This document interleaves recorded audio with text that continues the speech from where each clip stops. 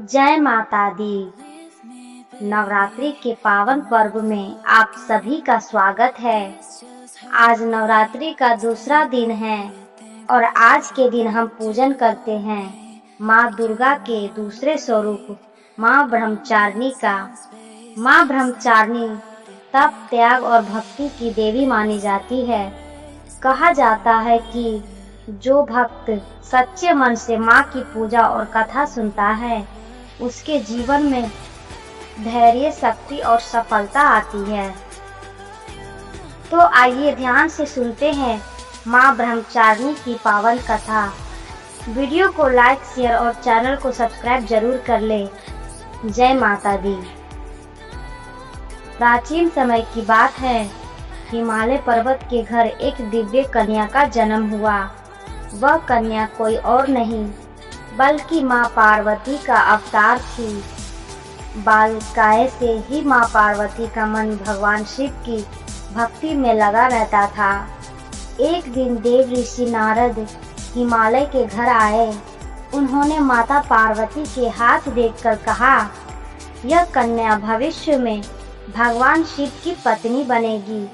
यह सुनकर माता पार्वती के मन में भगवान शिव को पाने की तीव्र इच्छा जाग उठी। भगवान शिव को पति रूप में पाने के लिए माँ पार्वती ने कठोर तपस्या शुरू करी।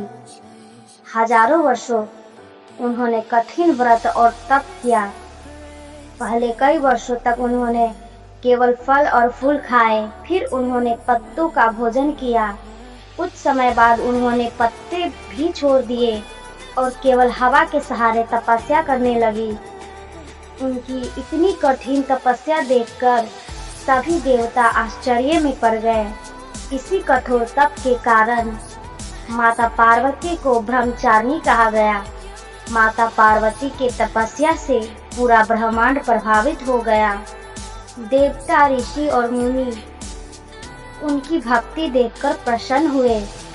आखिरकार भगवान शिव भी माता पार्वती की भक्ति से प्रसन्न हो गए। भगवान शिव प्रकट हुए और बोले, हे पार्वती, तुम्हारी भक्ति और तपस्या से मैं बहुत प्रसन्न हूँ। तुम्हें पत्नी रूप में स्वीकार करता हूँ। इसके बाद भगवान शिव और माता पार्वती का विवाह हुआ। नवरात्रि के दूसरे दिन माँ ब्रह्मचारिणी की पूजा करने से मन को शांति मिलती है, तप और संयम की शक्ति मिलती है, जीवन के कष्ट दूर होते हैं, ज्ञान और सफलता प्राप्त होती है। तो आइए पूजा विधि जान लेते हैं। नवरात्रि के दूसरे दिन सुबह स्नान करके माँ ब्रह्मचारिणी की पूजा करनी चाहिए। माँ को फूल, रोली, अक्षत, मिठाई और शक्कर का भोग लगाना चाहिए। इसके बाद माँ की कथा सुननी चाहिए और आरती करनी चाहिए।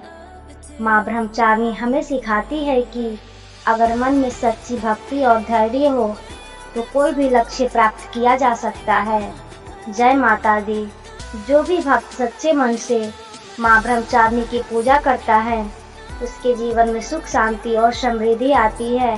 अगर आपको यह कथा पसंद आई हो तो वीडियो को लाइक, शेयर और सब्सक्राइब जरूर कर ले और कमेंट में लिखे जय माता दी।